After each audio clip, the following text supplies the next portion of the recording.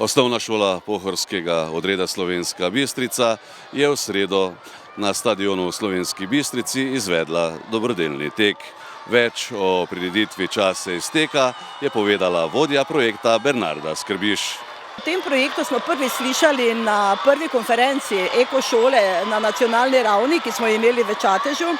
In sama ideja, sama vsebina tega teka nas je takoj v bistvu prevzela in smo stopili pravzaprav v akcijo. Kajti naša šola, osnovna šola pohorskega odreda je že dolga leta kot ekošola in tudi že nosilka zelene zastave.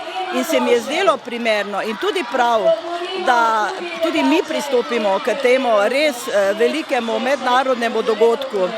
Predvsem zaradi tega, ker na mladih, pravzaprav mladi so tisti, ki nam starejšim kažejo na nek način pot.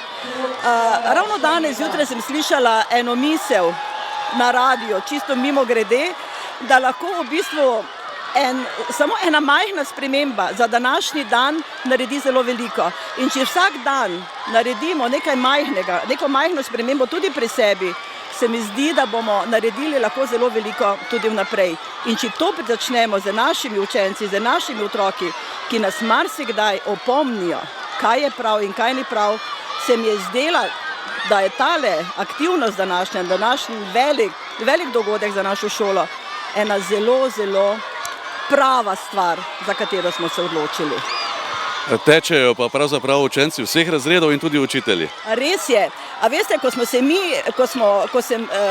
ko je bila predstavljena ideja, kaj bomo delali, to je bil neverjetno odziv strani učiteljev, strani učencev.